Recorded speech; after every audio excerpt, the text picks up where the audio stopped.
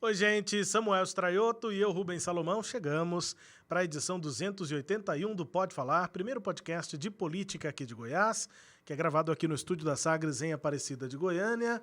Fala, Samuel, tudo bem? Tudo bem, Rubens, você? Bem também, para falar de política, né? Para falar de política, política urbana e um assunto que gosto muito, Rubens, que é o centro de Goiânia, tem a ver com não só com a nossa origem, mas a identidade da cidade. Um tema muito bacana que vamos desenvolver hoje aqui no Pode Falar. É isso, política pública, nesse caso, pensando no centro e o histórico, o presente e o possível futuro do centro de Goiânia, são os temas desta edição do Pode Falar.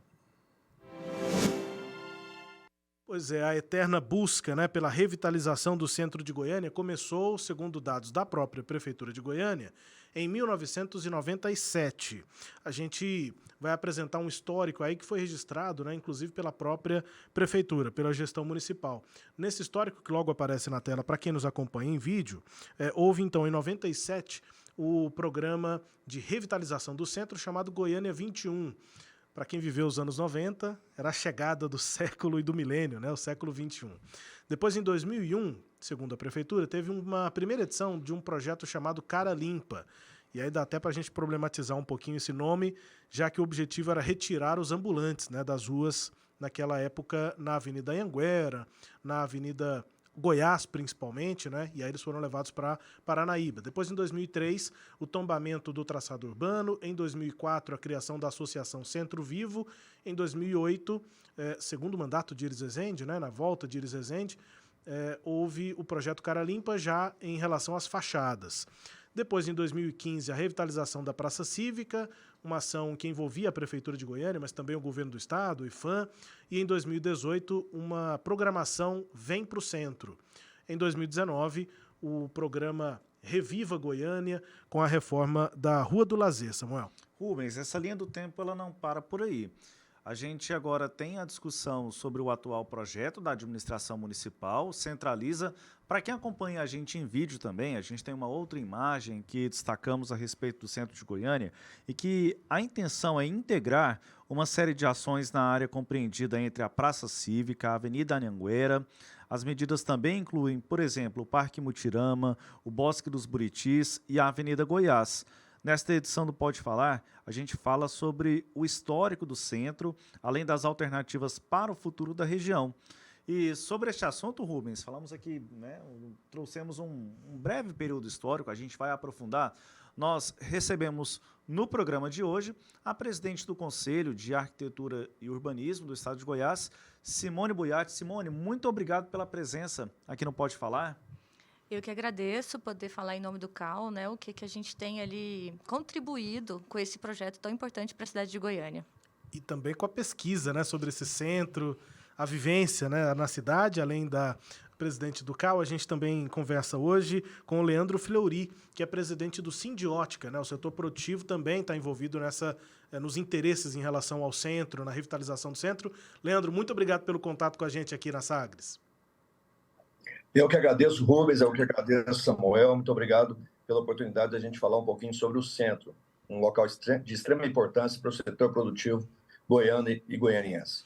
Queria começar com a presidente, para a gente falar um pouquinho mais sobre esse histórico, né? O que é que a gente pode apontar como sendo fatores que levaram à falta de investimento, a um centro, como se diz, abandonado? Não sei se é exatamente isso, eu moro perto do centro, acho que abandonado é uma palavra meio forte. Mas no sentido de gestão pública, de política pública, é uma região que está no meio da cidade, mas virou meio periférica no sentido de acesso a serviço. O que aconteceu ao longo desse tempo, presidente? E pensando que foi a região mais ativa da cidade, né, desde que ela foi criada, depois dos anos 60, 70, 80, e aí em 90, na década de 90, a gente começou já a ver essa ideia de revitalizar.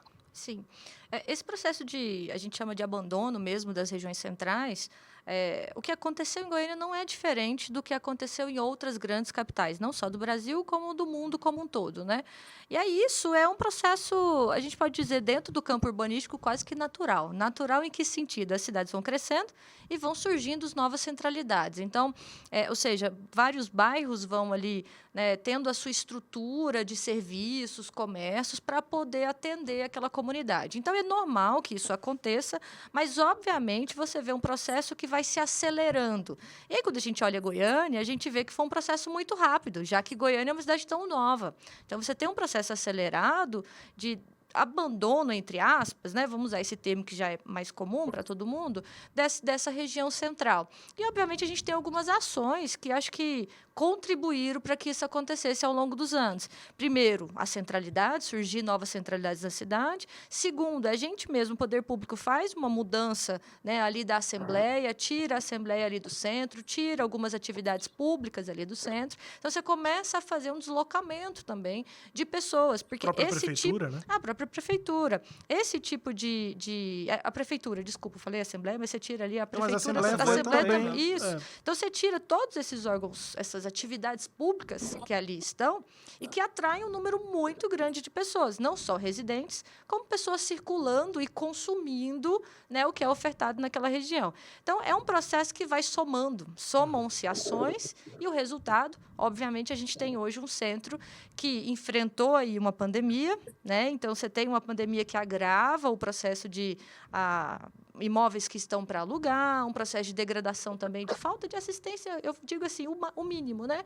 Limpeza das ruas, então, esse abandono, tirar a gente do centro, não mora mais lá, você vai criando esse aspecto de abandono. Então, foram várias ações ao longo dos anos que chegou nesse resultado que a gente tem hoje, né, que todo mundo conhece ali da região central. Mas nessa linha ainda, desse esvaziamento do centro, nós apresentamos um histórico em que são ações muito pontuais. É uma reforma na Rua do Lazer, é uma intervenção nas fachadas de uma forma limitada, porque o problema das fachadas ainda continua, até mais agravante, diria.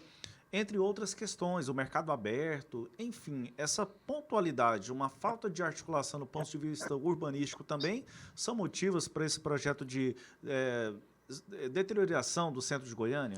Certamente. Eu falo muito que existe um problema na própria política pública, né, de não continuidade. Então, você faz um projeto, não dá continuidade quando tem a mudança de governo. Então, pensar o centro, principalmente uma região tão rica, eu digo que é rica porque é ali que a gente tem o histórico da nossa cidade, é ali que nasce a nossa cidade, tem o nosso patrimônio, tem uma diversidade imensa de usos ali no centro, você tem que pensar em projetos que têm continuidade, né? Então, esses projetos pontuais não vão dar conta da escala como um todo do centro. Então, eu acho que esse é talvez o ganho do Centraliza hoje, né? Da gente olhar o centro como um todo, né? Apesar de que ele não contempla toda a região administrativa que a gente tem hoje, mas ainda assim eu acho que é um olhar amplo e não só para a questão física, né? Eu digo assim, limpar a fachada, limpar ali, melhorar o calçamento, mas não, é um projeto que tem várias áreas, vários campos de atuação. Eu acho que isso pode sim, eu acho que na verdade todo mundo torce para que dê certo, né? Já que é uma demanda aí existente. Aquela imagem do histórico tinha inclusive um texto embaixo que é do próprio Centraliza, né? A própria prefeitura fazendo meio que essa meia-culpa, né? Quais são os principais gargalos encontrados para a efetividade das ações. Aí eles dizem exatamente isso, né? São iniciativas que tinham como foco problemas únicos, né? Problemas pontuais, entre outros pontos que eles apresentam. E aí, Leandro, esse processo histórico que a gente apresenta nessa tela, mas também que a Simone detalhou aqui, como é que isso é na prática, né? Hoje em dia, 2024, o que é empreender no centro, você como presidente do Sindiótica? Olha, empreender é uma tarefa bastante árdua, haja vista que o problema, um dos maiores problemas do centro hoje chama-se gestão. Gestão pelo poder público, principalmente poder público municipal. Não só do prefeito, como das secretarias.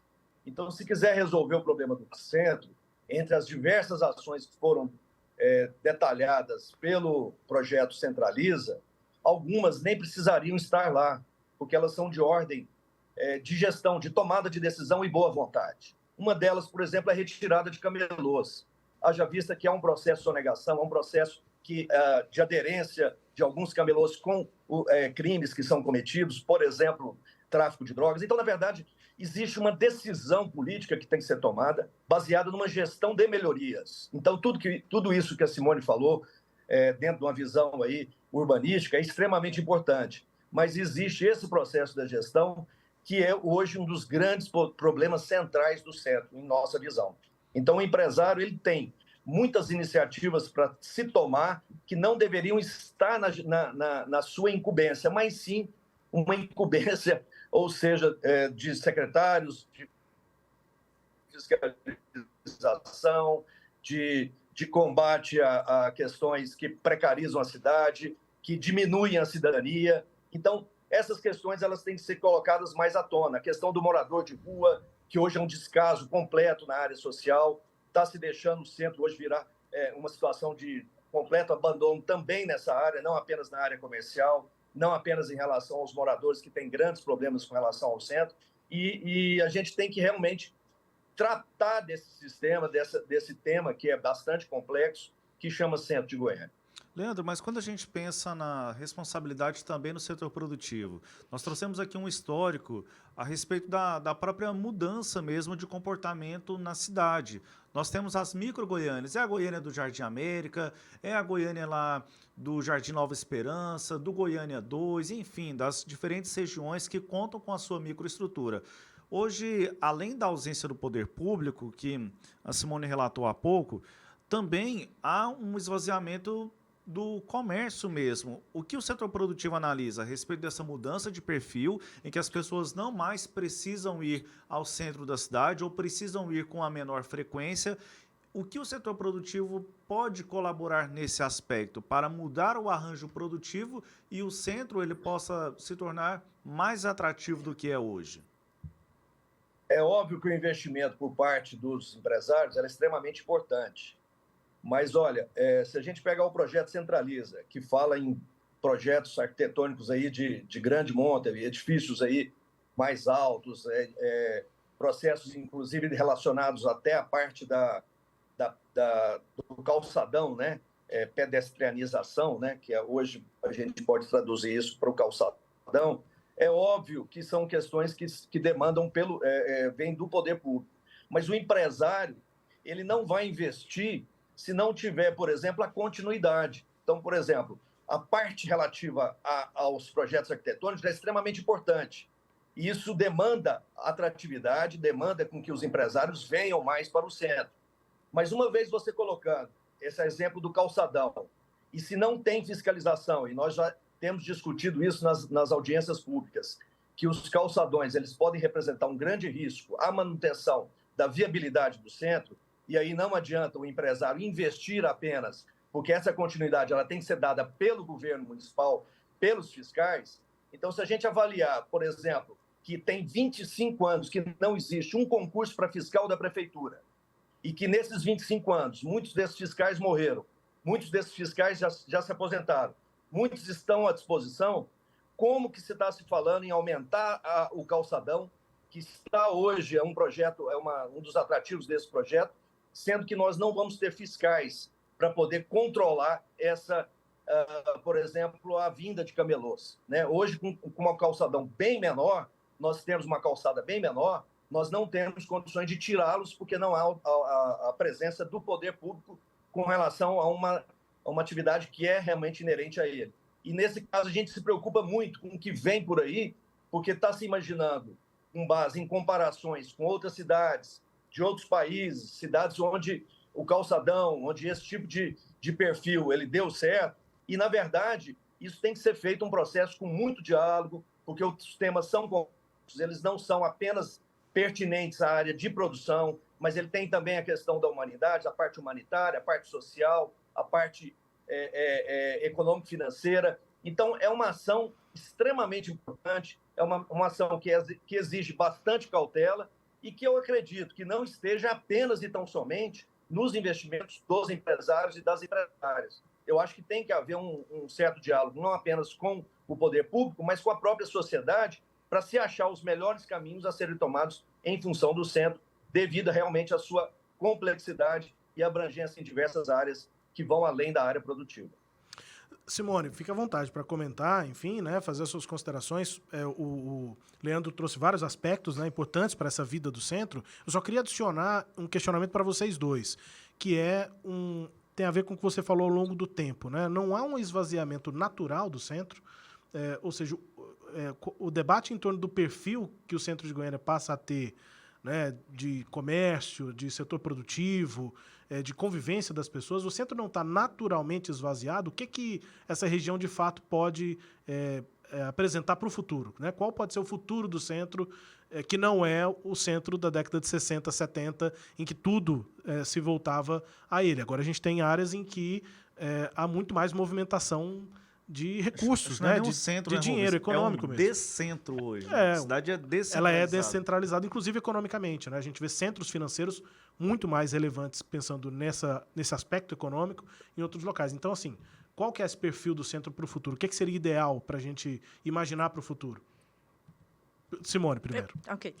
Então, eu acho que tem uma característica que só o centro vai ter, que é essa relação cultural e patrimonial. Eu acho que esse é um grande diferencial que o centro tem e que eu acho que isso pode ser dar uma alavancagem ali para aquela região, né? Você tem ali um histórico que nunca foi tratado como deve ser tratado, né? O início da nossa cidade. E eu acho que tem uma outra riqueza que é enorme, a diversidade. O centro é um lugar de diversidade de usos, comércios, moradias.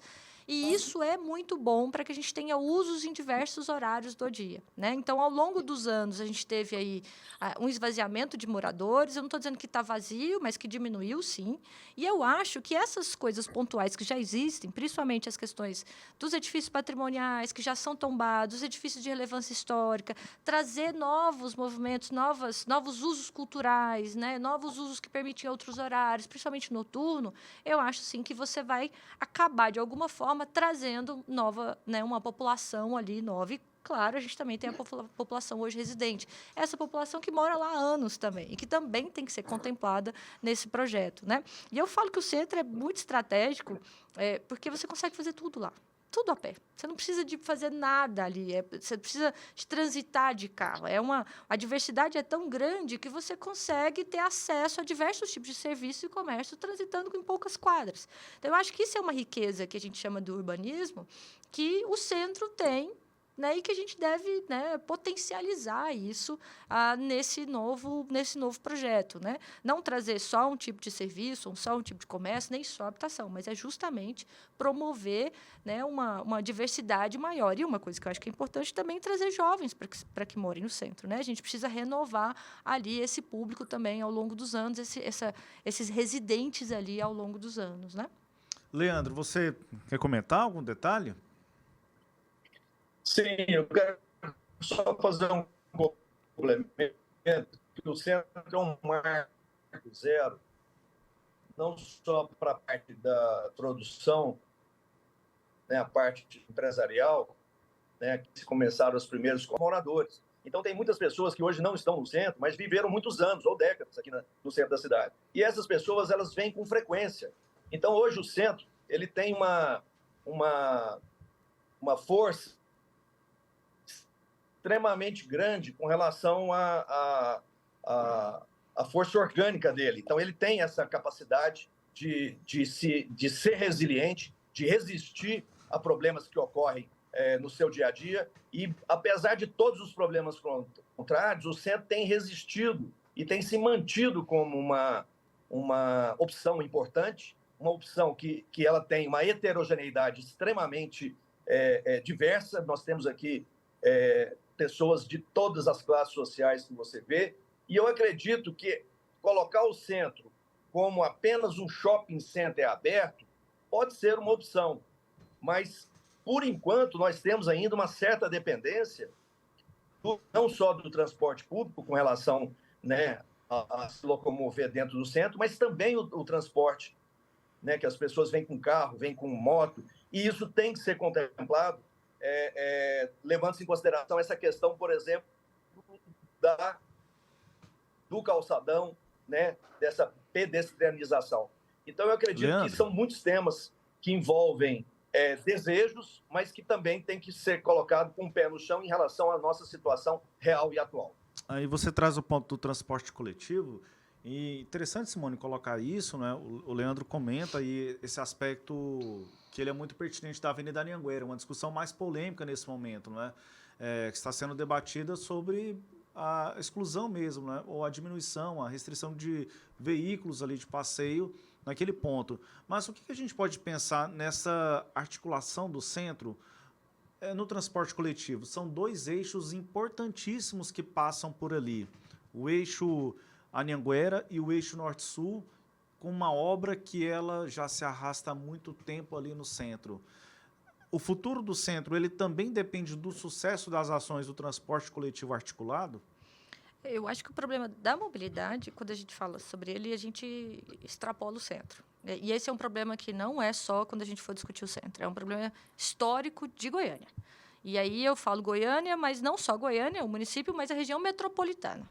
Então, esse eu acho que é um gargalo ainda maior do que o próprio projeto Centraliza. E aqui, nós já temos uma problemática muito grande em Goiás, um número muito grande de veículos particulares. Então, é uma prática comum, né, do goianiense andar de carro, a gente sabe que isso é uma verdade, sabe que o transporte público enfrenta aí uma série de dificuldades, né?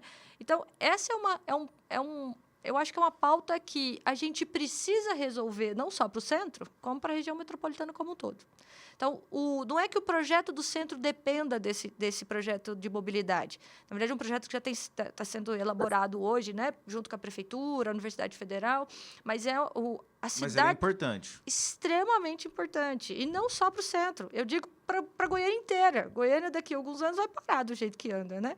Então, existem regiões que a gente não consegue transitar mais. Tem pontos que hoje só se encontram em trânsito. Então, eu falo que não é só para o centro. A gente precisa hoje pensar nossas cidades não mais pelo modelo do modal individualizado, mas pelo transporte coletivo. E pensar em outros tipos de modais. Gente, a bicicleta está aí, né? Modais não motorizados estão aí. Ou veículos que tenham menos impacto. A gente sabe que o BRT é muito bom, mas a gente tem o VLT, a gente tem outros tipos de veículo que têm um impacto na paisagem menor, né? O VLT que não tem plataforma. Então, são modelos que dá para serem pensados. Você traz um aspecto, Rubens, Simone traz um aspecto que é muito interessante, porque, assim, e é um dos problemas que nós vimos ali na abertura, que a Prefeitura colocou, uma integração, ou uma ausência de uma integração.